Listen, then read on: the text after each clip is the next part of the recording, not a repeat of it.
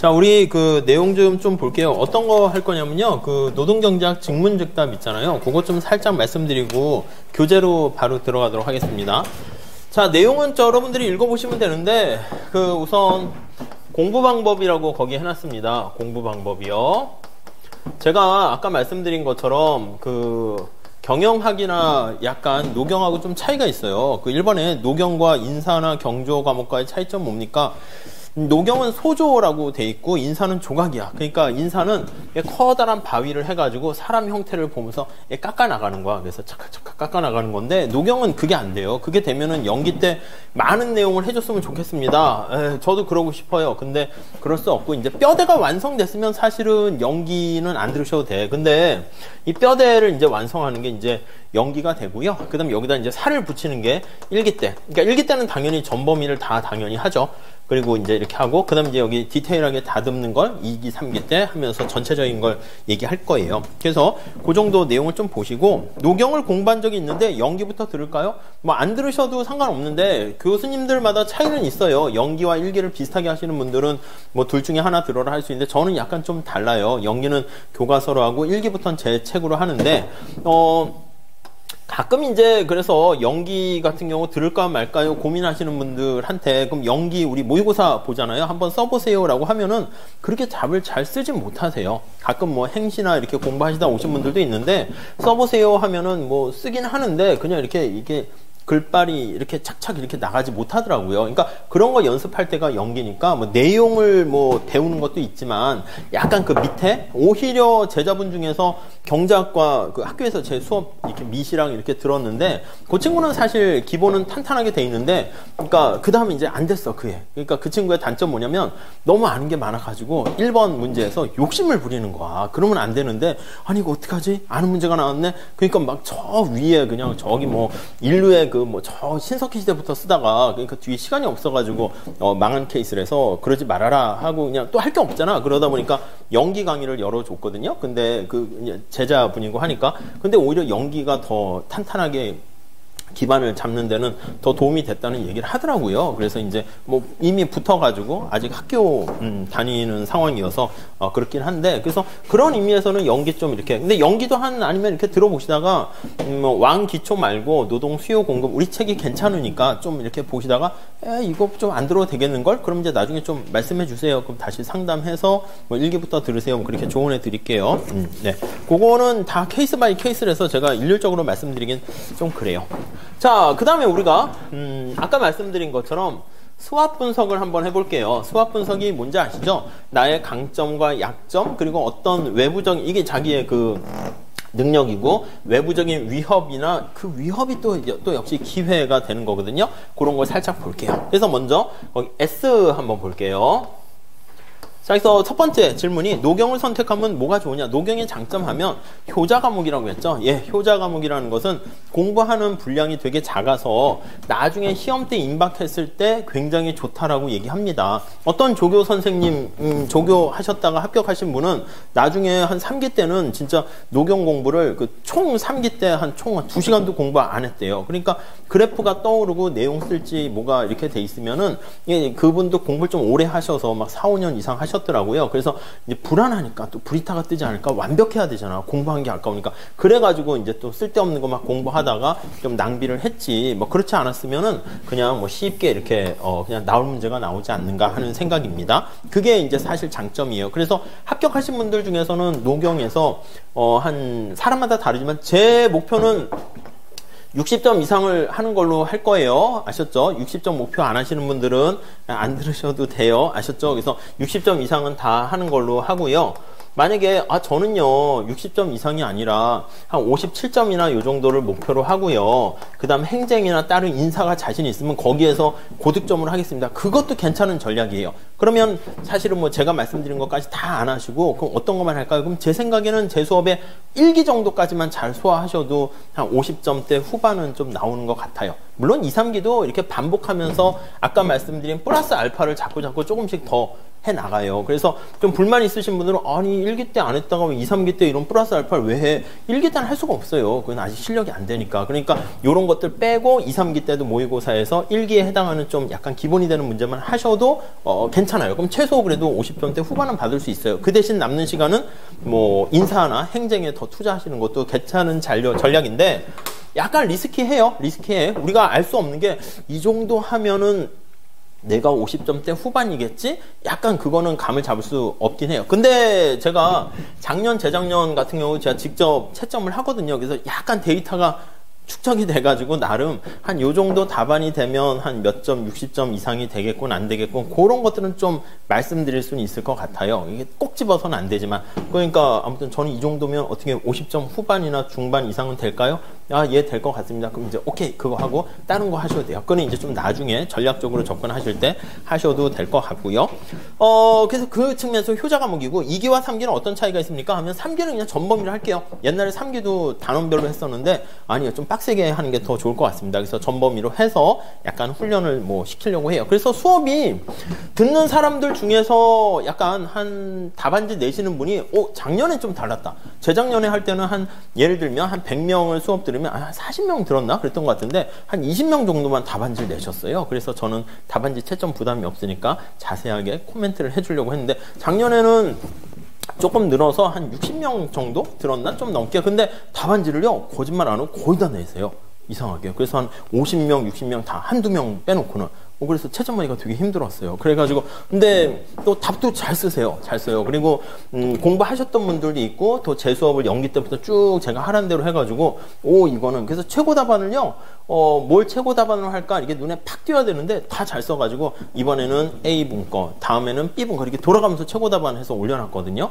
그래서 원래는 A분께 제 마음에 들면 A분 거를 쫙 했으면 좋겠는데, 그렇게 다들 괜찮았던 것 같아요. 그래서 개인적으로는 이번에 결과가 나오면 또 많은 분들이 고득점을 하지 않을까. 작년에도 한 20명, 15명 정도 꾸준히 답을 냈는데, 한 점수는 진짜 한 20명 내는 사람 중에 절반 이상은 다 60점 넘은 것 같아요. 근데 좀 인사랑 이런 거를 좀 망쳐가지고 떨어지는 분들이 좀 많이 있었거든요. 근데 올해는 제가 봤을 때는 뭐 다른 과목도 망치지 않았고 좀 무난했는데 노경도 뭐 무난하니까 조금 이제 다 고득점을 받지 않을까 하는 생각이긴 한데, 그래서 목표를 좀 하이하게 잡으세요. 아셨죠? 노경에서는 좀 그렇게 하셔야 됩니다. 3기 때도 이번엔 전범위로 할 거고요.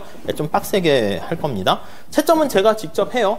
그래서 저는 솔직히 사람이 그렇게 많이 오는 것도 원하진 않습니다. 너무 많이 와가지고요. 그러면 또 늘 그렇듯이 부담스러워요. 아는 선생님도 보면은 그 경영학 그쪽 하시는데 그분도 저는 1타 이런 거 절대 싫어요. 왠지 그런 거 있잖아. 1타는 쫙 있고 그래서 이제 하고 2, 3, 4타 요 정도 해야지 좀 편안하게 수업도 하고, 그리고 채점도 너무 많으면 제가 이제 채점 하시는 알바라 해야 되나 도와주시는 분들 해가서 대학원 박사과정도 하긴 했는데 이 채점 답도 좀 늦어지고요. 그리고 제 수업 들으시는 또 이것도 2년인데 제가 이렇게 답안지를 직접 채점을 해야지 또 이렇게 이 정도는 이렇고 좀 그런 것도 있잖아요. 그래서 그냥 한 적당한 정도 제가 그러니까 한 50명 이상 넘어가면 어려운 것 같아요. 그래서 아무튼 뭐 그렇게 생각하고 있는데 제가 가능한 한 직접 할 거예요.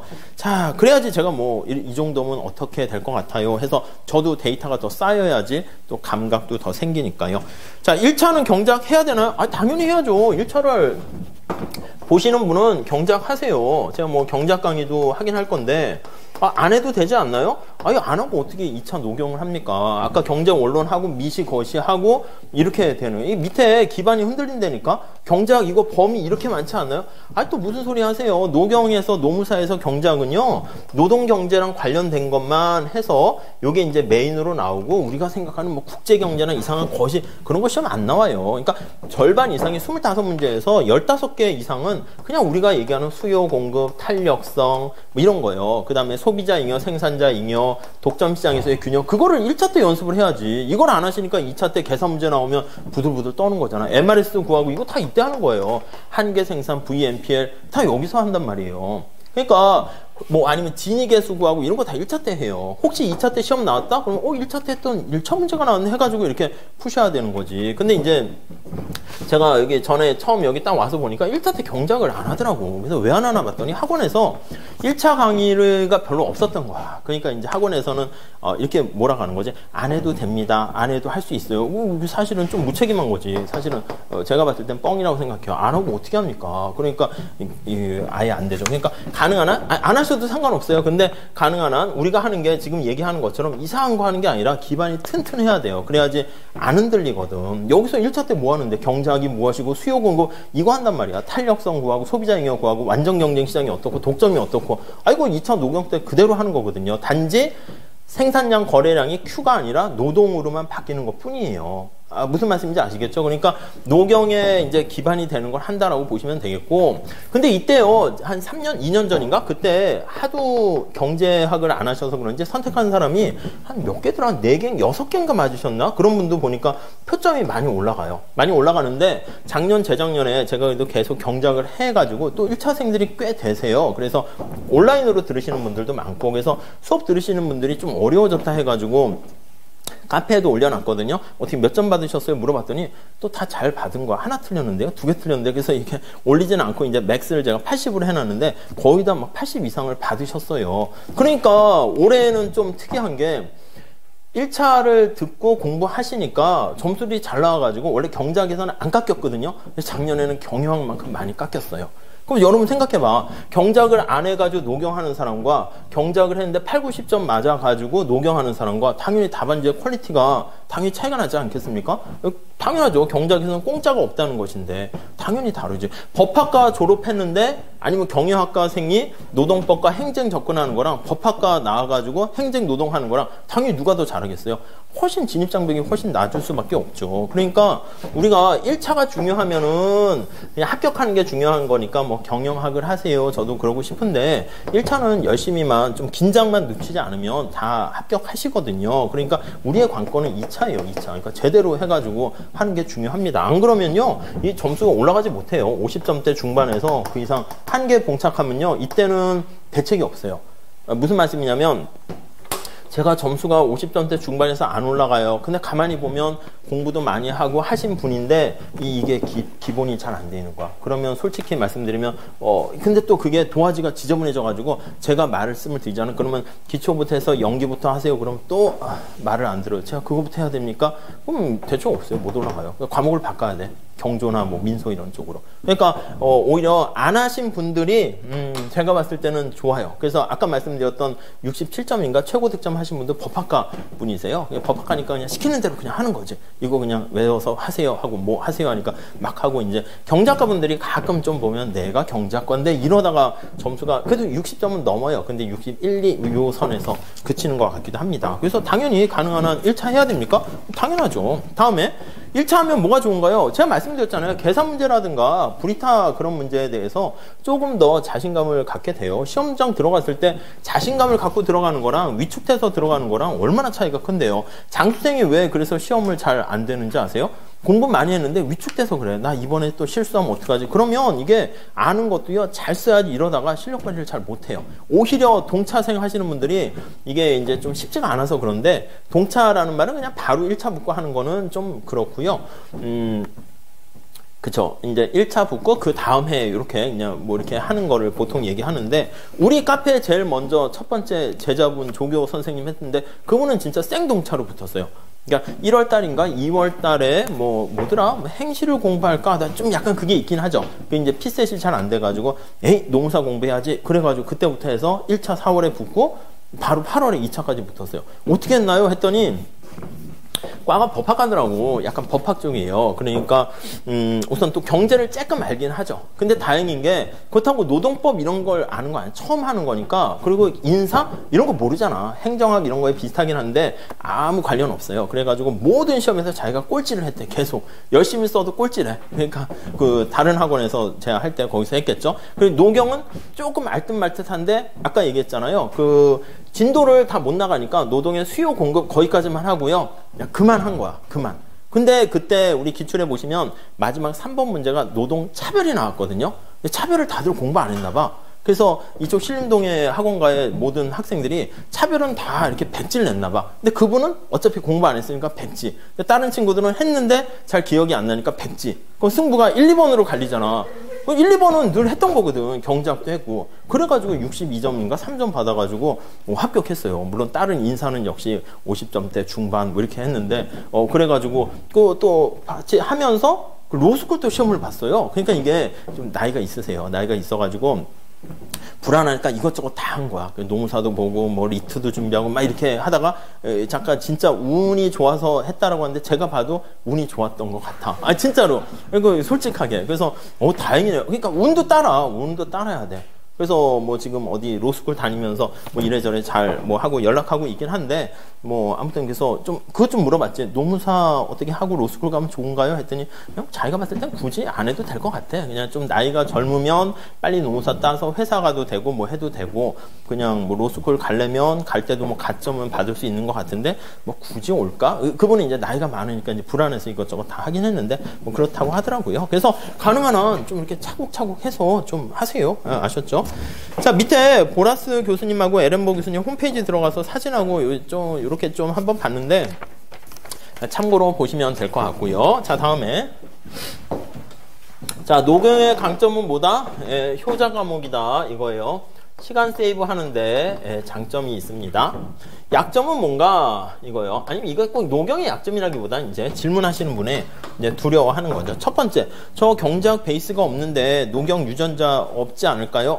근데 걱정 마세요. 그 경제학을 전공했던 안 했던 제가 여기 와서 보니까 다 같이 잘 못하세요. 그러니까 처음부터 그냥 한다라고 해도 큰 상관은 없을 것 같고요. 제가 수포자입니다. 수학을 잘 못하는데 어떻게 할까요? 덧셈 패스만 잘하시면 돼요. 이게 수학이 아니야. 미적분이 아니고요. 미분은 거기 첫 번째 줄에 있는 간단한 미분만 한 개 그것만 구하시면 되겠고 우리가 스토리가 있잖아. 스토리가 있는데 이야기가 있어요. 이거를요 우리가 수학이라는 수식을 통해서 언어로 이렇게 표현을 하는 거거든요. 보기 좋게 한눈에. 그래프도 마찬가지고 그러니까 수학이라는 언어를 사용하고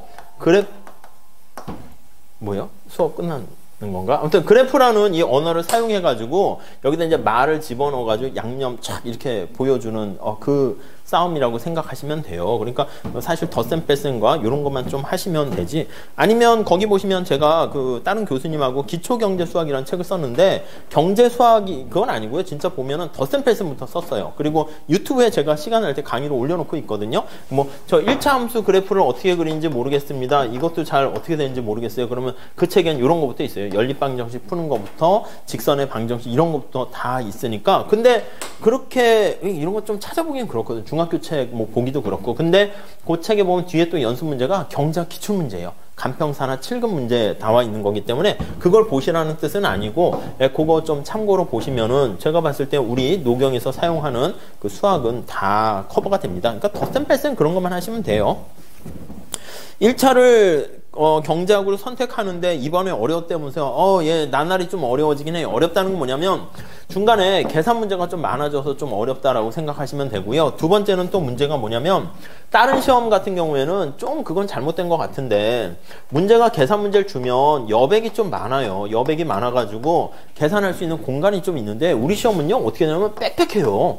사실은 이거 암산으로 하라는 건지 계산 연습할 공간이 없어. 그러다 보니까 위축돼서 계산 문제 제끼고 이렇게 하다 보니까 좀 그런 것 같은데 그것도 조금 연습하시게 되면 그 계산 문제 자신감이 또 2차에 연결되니까 사실 뭐 조금만 하시면 그렇게 또 어렵지는 않을 거예요. 아마 그 1차 강의는 아마 1월이나 2월 뭐 그럴 때 그 맞춰서 할 거니까 그때 좀 뭐 고민하시면 될 것 같고요. 자, 그래서 1차 시험에서 꽈락 나오면 어쩌나요? 꽈락 같은 거는 걱정 안 하셔도 될 것 같아요. 조금만 맞아도 표점은 올라가긴 해요. 근데 이번에 뭐 조사해보니까 뭐 한 8, 90점 받으신 분들은 막 10점씩 막 이렇게 표점이 막 떨어졌어요. 그러니까 고득점자가 되게 많은 거예요. 근데 그 고득점자라는 게, 우와, 노경자라는 고득점? 아니요. 그냥 1차 강의 듣고 1차 연습 문제 풀고 그렇게 해서 좀 반복 좀 하고 그렇게 좀 익숙하게 되신 분들이 좀 늘어나서 그런 게 아닌가 하는 생각이 들어요. 자, 그 다음에 오퍼튜니티 볼게요. 노경 선택자가 별로 없는데, 그렇죠. 약간 그게 또 어떻게 보면 또 기회이긴 합니다. 그래서 조금만 잘하시면은 확확 뭐 티가 날 수 있는, 뭐 차별화할 수 있는 뭐 그런 것도 기회가 되는 거고요. 그리고 경조나 다른 과목은 브리타 고민 많이 하는데, 브리타라는 사람은 노경에는 별로 없어요. 아셨죠? 그게 조금, 그러니까 시간을 세이브할 수 있는 장점이 아닐까 합니다. 자, 다음에. 연기와 일기, 그냥 일기만 들어도 될까요? 약간 가능한 한 저는 연기부터 차곡차곡 하는 게 좋다라는 생각을 해요. 에렌버그 교수님 책을 그러면 우선은 뭐 이렇게 꼼꼼히 안 보게 되기 때문에. 근데 그건 여러분들에게 상황에 맞춰서 좀 정리하시면 될 것 같습니다. 자, 위협은 뭡니까? 라고 하면 수강생이 많이 몰리면, 뭐 그렇긴 하죠. 만약에 제 수업을 다 뭐 이렇게 해서 많이 듣게 되면 제가 요렇게 하세요라고 하면 모두 다 이걸 따라하면 어떻게 될까요? 그러면 좀 이렇게 고득점 하는 차별화가 도움이 안 될 거예요. 근데 다행히 그래도 그렇게 아주 많지는 않아요. 아셨죠? 제가 성대 외무고시반인가? 거기서 시험 문제를 냈는데, 이렇게 쓰더라고. 뭐냐면, 우리도 이제 많이 하던데, 그래프를 이렇게 그려요. 그리고, 학교에서 뭐 그런 걸 못 봤는데, 이게 신림동의 그거 스타일인가 봐. 여기다가 줄을요, 얇게 두 줄을 긋는 거야. 두 줄 거서, 노동, W 있으면 여기다 써요. L은 노동의 공급, W는 뭐 이렇게 옆에 써주니까, 제가 처음 봤을 때는, 참신하더라고. 이거 좀 잘 됐네. 괜찮네. 해서 점수를 줘야지 했는데, 한 40명인가 50명인가 고시반 애들이 시험 봤는데, 모든 학생이 이렇게 해. 그러니까 그 다음에 뭐야? 놀랍지가 않아요. 이거 뭐야? 다 왜 이렇게 했지? 그러니까 남들이 이걸 안 했는데 이걸 했으면 해가지고 그냥 바로 그냥 시작을 6자로 시작하기는 점수를 줘요. 그러니까 처음 시작할 때 6자로 시작해야 돼요. 점수가 처음 시작할 때 5자로 시작하면요. 이게 잘해도 59점이고 못하면 51점까지 가잖아요. 근데 6자로 시작하도록 그 이미지가 되게 중요하다니까요. 차차 말씀드리긴 할 건데 이게 중요해요. 그러니까 답안지 쓸 때도 첫 페이지가 되게 중요하고요. 차차 할 건데 1번 안 쓰고 2번 먼저 쓰면 어떨까요? 그것도 안 좋아요.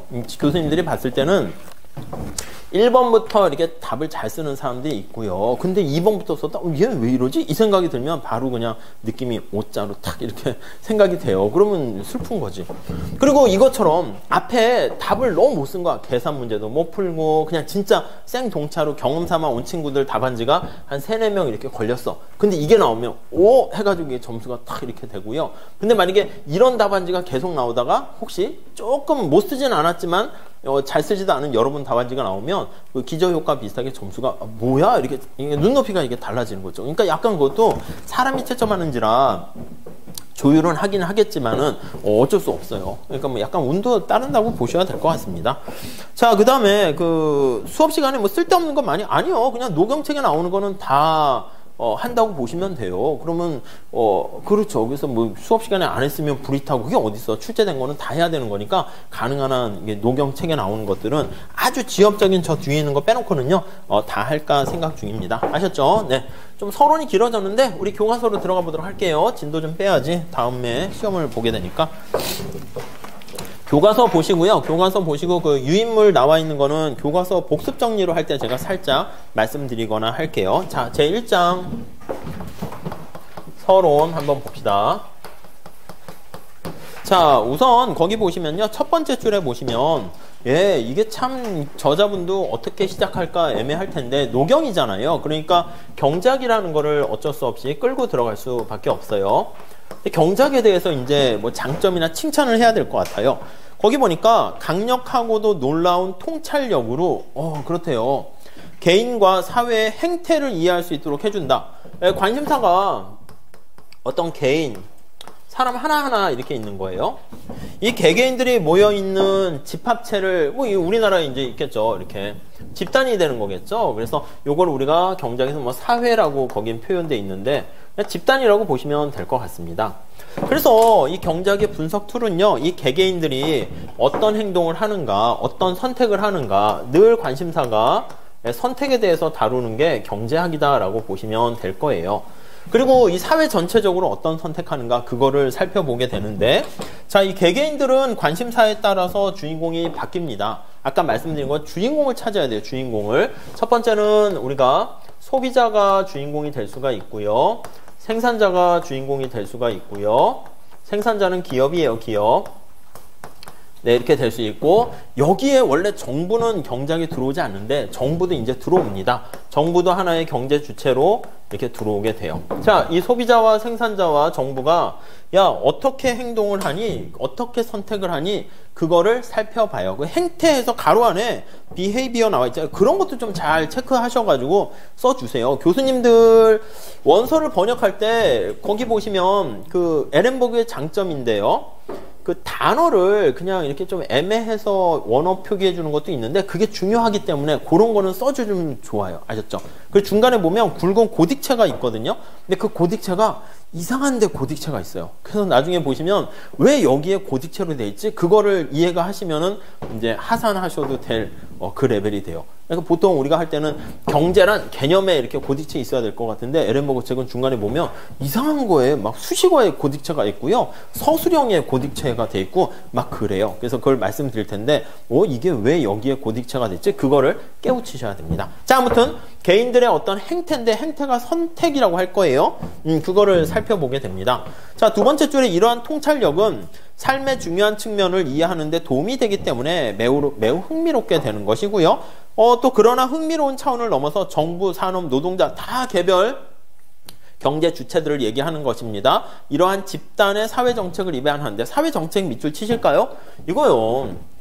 이게 미시적인 접근은 각자 도생하는 각각의 주어진 여건에서 최선 하는 것만 볼 텐데 정부가 들어오면서 이 사회 전체에 뭔가 이 경작일이 뭐냐면 어디서 나왔냐면 경세재민에서 나왔어요. 뜻이 이게 뭐냐면 세상을 경영하고요. 빈곤에 빠진 백성들을 구제한다 이런 뜻입니다. 그래서 세상을 어떻게 경영해야 되는데 이거를 이제 효율적으로 경영해야 된다. 이게 효율성을 얘기하는 것이고요. 백성들이 빈곤에 빠져 있는 것을 뭐 재분배 정책 등을 통해 가지고 공평하게 만들어 준다. 이게 공평성 이렇게 얘기할 건데요. 아무튼 경제학을 공부하는 가장 큰 이유는 왕이든 제왕학이든 어떻게 됐든 백성들의 행복을 위해서 추구하는 거예요. 사회 전체의 행복. 이걸 그냥 행복이라고 얘기하면 그렇죠. 그래서 원래는 행복이에요. 근데 이걸 이제 경제학에서는요, 후생이라는 말을 쓸 거예요. 그러니까 우리가 약간 일상용어로 쓰게 되면 좀 더 쉽긴 한데 우리가 약간 전문적인 그런 냄새를 풍기려고 하면 경제학과에서 쓰는 용어들이 있거든요. 그걸 자꾸 많이 활용하려고 노력하셔야 돼요. 이제 읊조리시고 답안지에 표현하시고 어떤 분이 그 경작을 그분도 역시 법학과인 것 같아. 법학과인데요. 경작 답안지를 이렇게 못 쓰지는 않았는데 답을 썼는데 점수가 60점을 넘지 못하는 거야. 그래서 왜 그런가 해가지고 고민을 해서 경작과 이렇게 대학원 다니는 친구한테 답을 써서 보여줬대. 그랬더니 그 친구 뭐라 그랬냐면 야, 너는 잘 쓰긴 했는데 답안지가 경작 답안지 같지 않어. 이렇게 얘기하더래. 그러면요, 교수님 보기에는 약간 이게 결이 다르기 때문에 고득점 하기가 힘들어요. 그런데 그 친구는 그 다음에 이제 제 수업 들으면서 약간 경제학 틱한 제가 이런 거 꼭 외워서 뱉어내 주세요라고 했더니 그 다음에는 뭐 잘 될 것 같긴 한데 아직 합격은 못 했거든요. 근데 계속 그 이후로는 60점을 계속 넘고 있어요. 근데 아무튼 이번엔 또 잘 될 걸로 기대되는데 아무튼 그래서 이 행복이라는 말보다는 후생이라는 말을 좀 많이 써주는 게 좋아요. 그래서 후생 경제학 이렇게 얘기해요. 그래서 이 행복을 후생을 극대화하는 선택을 이제 추구합니다. 그래서 우리가 다시 얘기하면 자, 이게 사회가 행복하게 된다? 뭘 가지고 판단할 건데 행복의 지표를 뭘 가지고 할 겁니까? 그게 우리가 앞으로 계속 주구장창 많이 볼 건데 이 두 가지예요. 효율성과 공평성 이렇게요. 그러니까 지금 1차가 아니니까 제가 기초경제 얘기를 하긴 그런데 뭐 다음에 좀 말씀은 다시 드릴게요. 요게 판단 기준 잣대가 됩니다. 그러니까 우리가 나중에 특히 정부의 정책 같은 거 얘기할 때 여기에 들어가요. 최저임금 정책이라든가 어떤 정부의 정책에 대해서 우리가 끝에 결말은 이 정책이 잘 됐니 못 됐니라는 거에 대해서 언급을 해줘야 돼요. 묻지 않더라도 한 2줄 정도 언급하시면 돼. 이러한 정부 정책은 이렇게 해서 효율성을 높이고 공평성까지 뭐 같이 추구할 수 있다든지 아니면 효율성을 높이긴 하지만 공평성을 저해한다든지 아니면 정부의 이런 보조금을 지급하는 소득 재분배 정책은 공평성 측면에서는 바람직하지만 효율성을 떨어뜨리는 낭비가 발생한다든지 그게 뭐 초과 부가 부담, 사회적 후생 손실 이렇게 끌고 갈 겁니다. 그래서 그런 식으로 언급을 해줘야 돼요. 그러니까 이것도 내가 써야겠다라는 생각을 우리가 이제 경제학 전공이 아니면 원어민이 아니면 입에서 술술 나오지가 않아. 그러니까 의식적으로 외국인 만나면 토론장에 가면 이 단어는 반드시 써야지 의도적으로 의식하고 있어야지 그 단어를 쓸 수가 있거든. 근데 그거를 시험장 가서 할 수는 없잖아. 그러니까 연기 때부터 계속 그걸 하시다 보면 그러면 자기 몸에 배요. 이제 우리 그런 거 있잖아. 차문 잠갔나? 가스레인지 불을 껐나? 근데 다시 한번 가보면 꺼놨네? 그게 몸에 배는 거야. 그 정도까지가 되면은 좀 약간 이제 안정적인 점수를 받을 수 있게 되는 거죠. 아무튼 효율성과 공평성 이걸 통해 가지고 국민들의 행복을 극대화하는 선택을 추구한다. 이렇게 보시면 되겠습니다. 아무튼 지금 얘기하는 게 경제학의 관심사가 되는 흐름이다라고 보시면 되겠어요. 자, 그리고요. 거기 보니까 기타 집단들은 사회 정책을 위반하는데 경제적 개념과 사고 과정이 유용함을 점차 이해하게 되었다. 이렇게 나와 있습니다. 이 분석하는 유용한 방법이 뭡니까? 라고 하면은요, 개개인들의 행동을 봐요. 소비자는 어떻게 행동하지? 생산자는 어떻게 행동하지? 정부는 어떻게 행동하지? 자, 우선 소비자는 어떻게 행동하나 살짝 볼게요.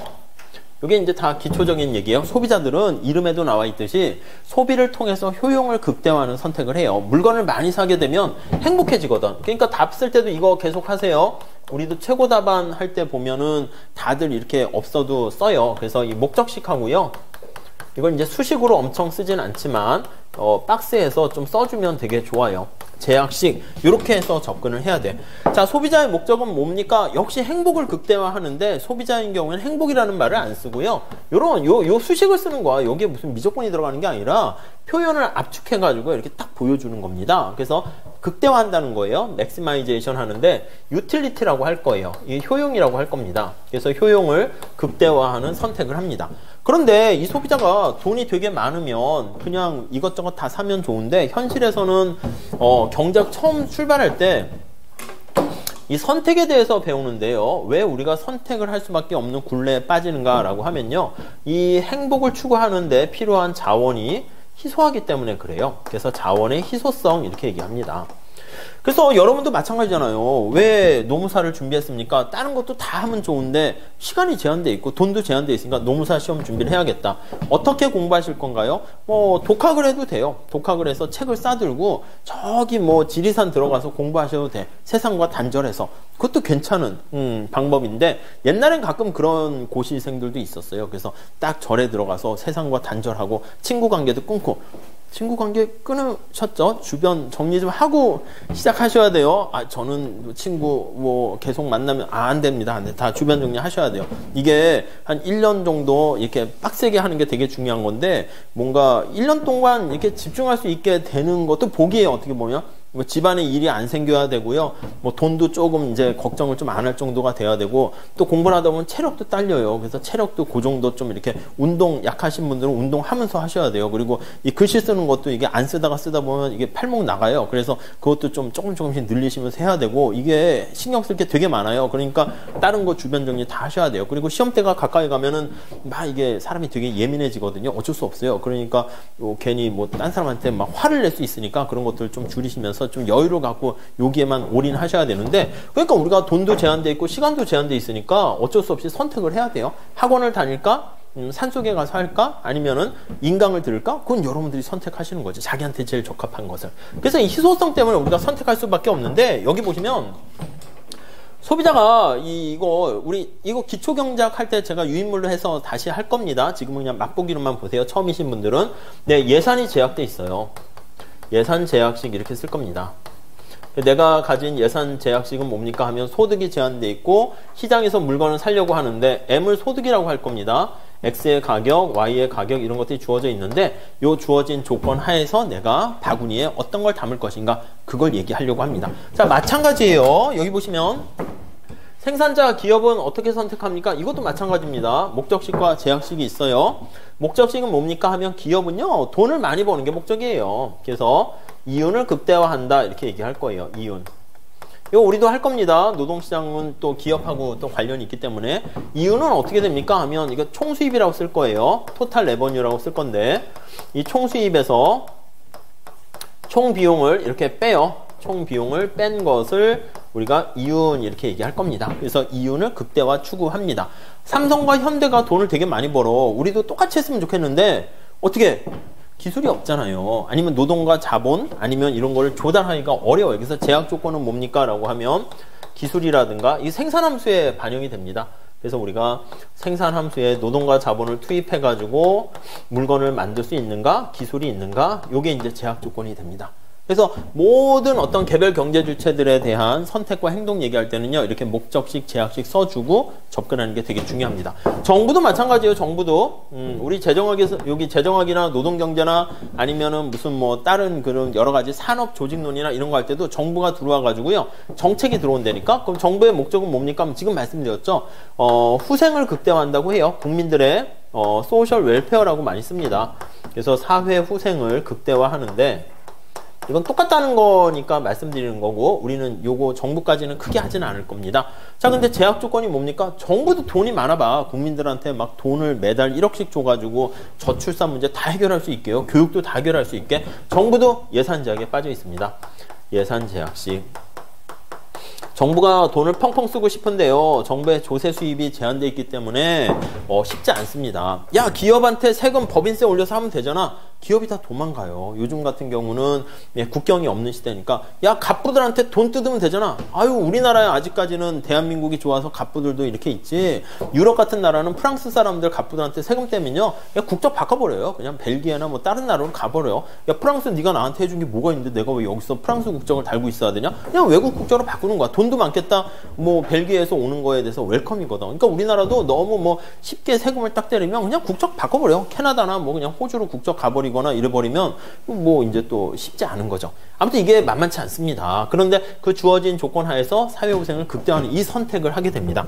근데 이게 목적식과 제약식은 알겠는데 이런 각각의 선택은 어떤 원리가 있을까요? 라고 하면 하나의 원리를 우리가 정리할 수 있습니다. 물리학이나 이런 데에도 뭔가 기본되는 공식이 있겠죠. 경제학도 마찬가지입니다. 제 생각에는 언제나 한 개의 원리를 사용합니다. 한 개 원리. 이거요. 이 한 개라는 게 마지널입니다. 마지널. 많이 보게 될 거예요. 마지널이라는 M자가 들어가면 이게 다 한 개의 원리다. 이렇게 생각하시면 돼요. 자, 우리 다음에 또 확인할 건데 이 한 개라는 건요, 말 그대로 한 개 더 추가했을 때 그 뜻이에요. 한 개 더 추가시. 그러니까 이것도 나중에 할 텐데 뒤에 그 기출문제도 보면요, 최적 뭐를 구하세요, 적정 뭐를 구하세요, 뭐 아니면 극대되는 뭘 구하세요. 이게 다 최적화 원리야. 이게 목적식과 똑같습니다. 좋은 거는 극대화하는 거, 나쁜 거는 비용을 극소화하는 거, 이 원리가 밑에 깔려 있거든요. 근데 이걸 어떻게 우리가 선택할 때 기준을 잡아야 됩니까? 그게 바로 한 개 원리인데, 한 개 원리로 구한다 이렇게 하는 것도 중요한데 말을요, 앞에 좀 더 집어넣으면 더 좋겠죠. 생산을 아니면 어떤 한 단위를 더 추가했을 때라는 한계 원리를 이렇게 해서 좀 하면은 답이 좀 더 풍부해집니다. 한계 원리가 뭡니까? 라고 하면요, 우리가 이렇게 보세요. 내가 사과를 이미 5개를 먹었어요. 이건 내 뱃속에 있는 거야. 지나간 거야, 지나간 거. 이거는 바꿀 수 없어요. 여러분도 마찬가지야. 지금 이미 뭐 학원을 뭐 끊었던, 노무사 시험을 준비하겠다 해서 회사를 퇴사했던, 어쨌든 내가 만약에 이미 결정했으면 이건 지나간 버스야. 우리는 경제학이라는 건 앞으로 미래의 선택에 대해서 좀 더 나은 방향 하는 거지, 이 과거는 그냥 끝나가 버린 거예요. 지나간 버스예요. 그럼 과거는 안 중요합니까? 아니, 그건 아니지. 과거의 역사를 배워가지고, 이때 내가 이런 실수를 했구나 해서 앞으로 선택할 때는 잘해야지. 그런, 뭐, 기회로 삼을 수는 있겠지만은, 이 5개는 이미 뱃속에 들어갔어. 그럼 이제 하나 더 먹을까 말까 고민을 하는 거야. 6개째 먹을까 말까 이렇게 고민을 해요. 잘 보세요. 별거 어려운 얘기는 아닙니다. 자, 한 개 더 추가 먹었을 때 얻게 되는 만족이 있을 거 아닙니까? 그걸 베네핏이라고 그래요. 근데 한 개 추가했을 때 먹었을 때니까 마지널 베네핏이에요. 그래서 이거 한 개 편익이라고 합니다. 이게 나중에 이제 소비자일 때는 한 개 효용이고요. 생산자일 때는 이게 한 개 수입이 되는 것이고요. 노동시장 할 때는 이게 MRP가 되는 것이고요. VMP가 되는 것이고요. 다 그렇게 되는 겁니다. 똑같습니다. 자, 하나를 더 소비했을 때 세상에 공짜가 없어요. 경제학의 가반, 이거보다 더 기본적인 원리는 뭐냐면 저 희소성에서 시작하는 것이기 때문에 프리드만이 얘기한 공짜 점심이 없다라는 게 제일 중요한 거예요. 뭔가 반드시 어떤 선택을 하면 대가를 치릅니다. 그래서 내가 하나를 더 먹게 되면 비용을 지불하던 아니면 배가 더부룩해지던 아니면 내가 뚱뚱해지던 여러 가지 비용을 치러요. 그래서 그게 한계 비용, 마지노 코스트 이렇게 얘기합니다. 그래서 한계 비용 이렇게 얘기해요. 자, 그러면 내가 한 개 더 추가적으로 소비를 했는데 그때 얻게 되는 만족하고요. 대가를 비교해 봤더니 한계 편익이 커. 그럼 이거는 먹어야 돼요? 말아야 돼요? 먹어야 되는 거지, 당연히. 남는 장사인데. 그럼 6개를 먹는 거예요. 그럼 6개는 이미 이제 내 뱃속에 들어왔고요. 여기서 이제 또 고민하는 거야. 그래서 7개째 하나 더 먹을까? 이제 고민을 하는 겁니다. 그런데 이때는 하나 더 먹었을 때 한계 편익하고요. 비용을 비교해 봤는데 이때는 한계 비용이 편익보다 더 큰 거야. 그럼 이거는 선택을 해야 돼요? 말아야 돼요? 그만해야지. 스톱이에요, 스톱. 스톱한다. 그러니까 우리가 이걸 언제 선택을 자꾸 늘려나가다가 중단할 것인가라는 중단의 어떤 원칙, 룰이라고 할까요? 그 원칙을 우리가 할 때 한계 원리를 사용합니다. 나름 전체적으로 총 토탈 가지고 하면 좋은데 그게 안 보여, 숲이. 그러니까 이게 한계 원리, 미분 원리 그걸 왜 쓰냐면 이게 산이 있어요. 얘가 산 정상이야. 이게 멀리서 보여. 멀리서 눈을 감고 저기서 어휴 산이 저렇게 생겼군. 저기가 산 정상이군. 위도 경도 어떻게. 이게 알면은 제일 좋게. 근데 우리는 지금 어디서 하냐면 이 산 속에 들어가 있는 거야. 숲속에서. 여기 있어. 아, 여기가 산 정상인가 아닌가 이걸 잘 모르는 거예요. 어디쯤이 정상이지? 내가 지금 잘 가고 있는가? 그거 어떻게 알아? 나침판도 없고. 그런 상황에서 이러는 거죠. 아저씨 밥상 좀 이어보세요. 밥상 좀 머릿속에 이렇게 이고 가보세요. 그럼 이렇게 그래요? 이렇게 가다가 한 발 한 발 조금씩 움직여보세요. 한 발 한 발 조금씩이 한계예요. 왼쪽으로 갔다 오른쪽으로 왔다 자꾸 이렇게 조정을 하다가 아저씨 평평해지면 저한테 말씀해 주세요. 막 가다가 어느 순간 갑자기 지금 평평해졌습니다. 저한테 그러는 거죠. 스톱하세요. 평평하잖아. 이 밥상이 머리에 이었는데 스톱하세요. 왜요? 거기가 정상입니다. 이렇게 된다고. 한 발 더 가면 이제 꼬꾸라지는 거잖아. 그래서 우리가 나중에 한계 원리가 들어가면 이게 눈꽃만큼 조금 변한다 해서 그 미분의 원리가 여기에 사용되는 것이고요. 기하학적으로 나타내면 이게 바로 그 점에서의 접선의 기울기가 바로 한계의 원리예요. 그러니까 이 원리를 좀 잘 기반을 닦으셔가지고 미분 같은 거 할 때 왜 하는가 그런 걸 좀 보면서 적응을 해 나가셔야 됩니다. 그러니까 이 안에서 결정해야 되니까. 지금 이것도 이거야. 내가 인생 전체에서 아직 끝나지 않았는데 야 6개째인데 하나 더 먹어 말어. 야 하나 더 먹었을 때 얻게 되는 만족과 비용을 비교해봤는데 추가적인 비용이 크면 스톱 이렇게 하는 거예요. 그래서 이제 원래는 이거는 늘리고 그러니까 사실 요거 두 개가 같을 때가 우리가 최적이다 그렇게 얘기합니다. 사과를 소비하는 것뿐만 아니라 아기를 더 낳는 것도 마찬가지예요. 아기를 한 명 더 낳을까 추가적인 거 할 때도요. 되게 기분은 나쁘잖아. 왜 애를 낳는 걸 이렇게 막 편익과 이렇게 했는데 그 게리 베커라는 학자가 가계경제 뭐 이런 거에 적용을 해가지고 경제 원리를요. 그래서 논문을 썼거든. 비난을 많이 먹었겠지. 뭐 애를 낳을까 말까도 이렇게 막 하냐 이 비윤리적이지 않은 이랬는데 새로운 지평을 우리 나옵니다. 인적 자본하고 이럴 때 나오는데 새로운 지평을 개척했다라고 해서 노벨 경제학상을 받게 됩니다. 그래서 이 원리를 그대로 쓰는 거야. 수험생활도 마찬가지예요. 제가요 수험생활을 1년 공부를 했습니다. 어떻게 1년 더 할까요 말까요 고민을 하는 거야. 똑같은 적용을 합니다. 1년을 더 했더니 얻게 되는 편익이 합격했을 때 즐거움뿐만 아니라 내가 노무사로서 쫙 이렇게 되는 거를 기대 수익을 다 디스카운트해서 합하는 겁니다. 근데 노무사를 1년 더 하게 되면 학원비 들어가는 것뿐만 아니라 알고 봤더니 제가 다니던 직장을 그만뒀거든요. 또 친구들한테도 연락을 안 하니까 제 카톡이나 이런 거에 친구들과 이제 네트워크도 거의 끊어졌습니다. 그런 여러 가지 보이지 않는 비용까지 생각했는데 그래도 보는 게 낫다라고 하면은 1년 더 하는 거지. 1년 더 했어요.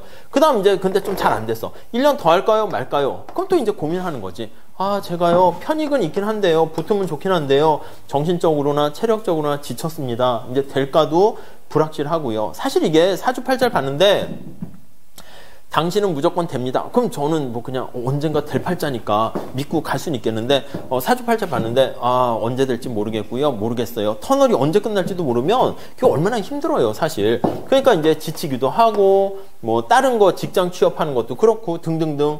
그러다 이제 좀 하다가 그래도 하는 게 낫겠다. 그럼 1년 더 하는 거지. 그러다가 이제 만약에 안타깝지만 더 이상 지쳤어. 그래서 저 이제 못하겠네요. 비용이 더 크네요. 그럼 여기서 스톱하는 거예요. 어쩔 수 없어요.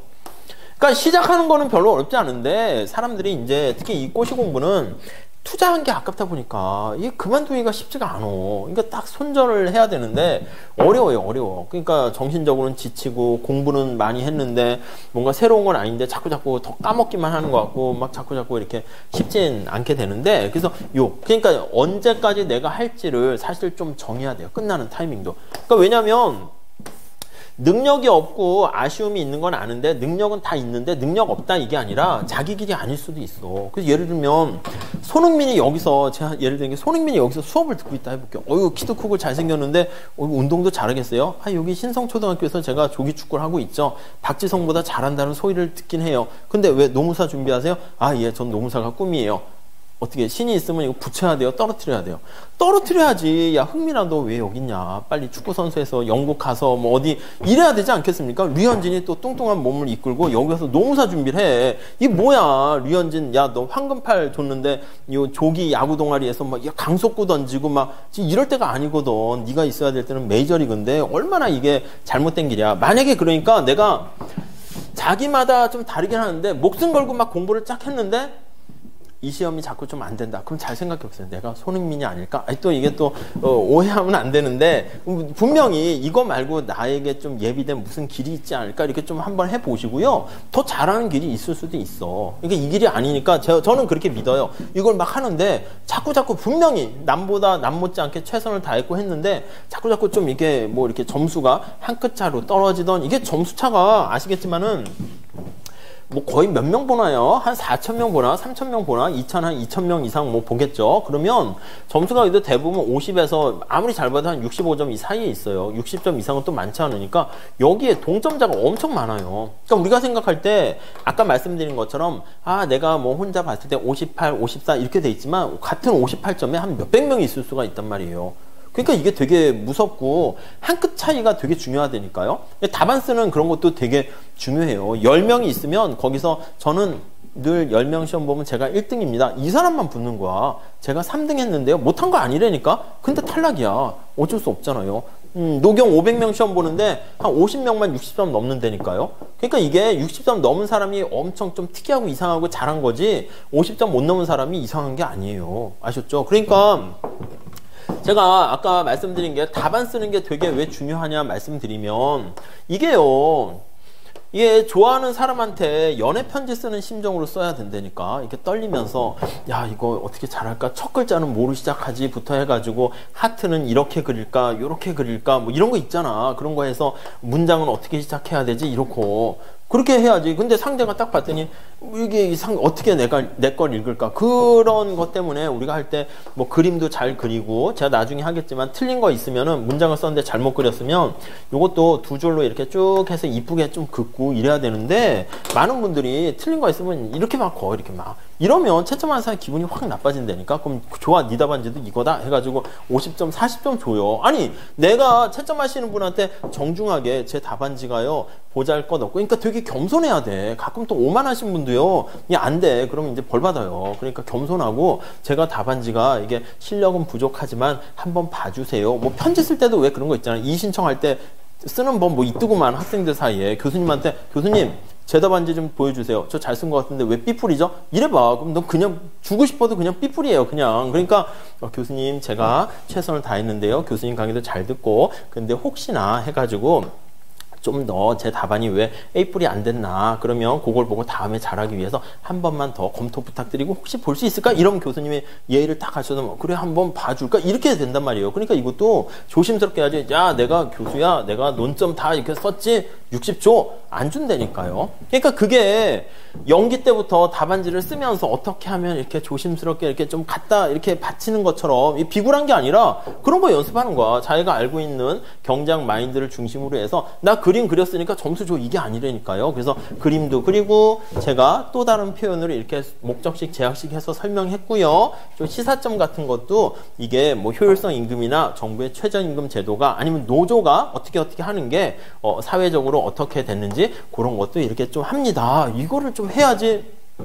채점하는 사람들이 딱 봐가지고 점수를 잘 주죠. 그러니까 이게 전문가잖아요, 전문가. 전에 보니까 그 쇼미더머니인가? 요즘은 안 봤는데 그 제가 본 게 진짜 사더라고, 사. 요즘 몇인지 모르겠는데 그 랩하는 사람도 그렇게 많대요. 그래서 그 이상한 운동장, 잠실, 체육관 같은 데 가가지고 사람들이 쭉 있는데 거기 사람들이 이렇게 심사를 하는데 그때 누구더라? 뭐 도끼인가 뭐가 나왔어요. 길인가 나와갔는데 그쪽 동네에선 진짜 그 이렇더라고. 막 거기 뭐 조상급 되는 건데 여기서 도끼인가 뭔가 쌈디인가 누가 나와서 해보세요 했는데 그 앞에 있는 사람들이 그 잠깐 한마디 랩을 하는데 까먹는 거야.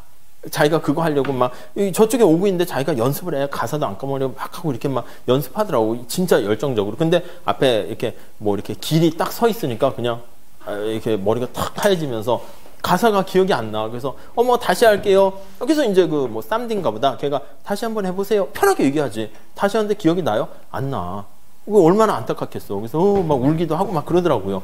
비슷해요. 시험장 갔는데 이게 생각도 안 나기도 하고요. 답안지도 이렇게 좀 잘 이렇게 해가지고 공부한 거를 잘 이렇게 표현하는 게 중요합니다. 어떻게 해야 됩니까? 어떻게 하긴요. 그냥 기본적인 이런 거를 쫙 밑에 해놓고 그 다음 이렇게 차곡차곡 하다 보면 이제 은연중에 배워 나온다니까요. 그래서 제 생각에는 앞에 점수 시작할 때 다 그런 건 아니지만 6자로 시작하는 걸로 먼저 딱 들어가야 돼. 그럼 이제 61이든 60점이든 그걸 떠나가지고 그게 우선 돼야지 5자로 시작하면은 좀 그래요. 근데 그게 이제 그 우리 카페에 올려놨어요. 최고 답안이라고 하는 것들 많이 올려놨는데 그분들은 제가 보기에는 장단컨대 전부 다 한 60, 한 3, 4점 이상들은 다 받으실 답안인 것 같아요. 그래서 그거 좀 보시고 나도 이렇게 써야겠다 하는 벤치마킹 좀 하시면 좋을 것 같습니다.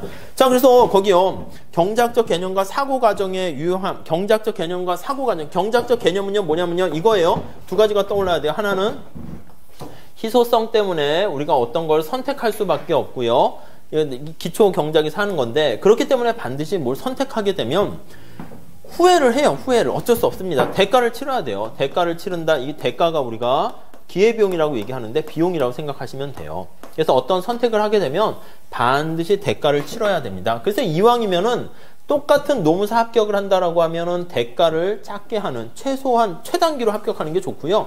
똑같은 시간을 투자하면은 이왕이면은 최고 점수 받는 게 좋지 않겠습니까? 전 과목에서 최고 득점자를 이렇게 뭐 옛날에는 선정하는데 요즘은 안 하는지는 잘 모르겠지만은 그 딱 해가지고 이왕이면은 딱 최고 점수 뭐 받는 게 좀 좋지 않을까 해요. 그래서 그게 바로 한계 원리예요. 그래서 경제학의 어떤 분석의 툴은 뭡니까?라고 하면 무조건 답안지에는 제 생각에는 한계라는 원리가 반드시 답안지에 있어야 돼. 묻지 않더라도. 왜냐면 우리 문제가 적정, 최적 이게 있으니까 저 같은 목차를 따로 뺄 거예요. 한계 원리에 의한 접근 이렇게 해가지고.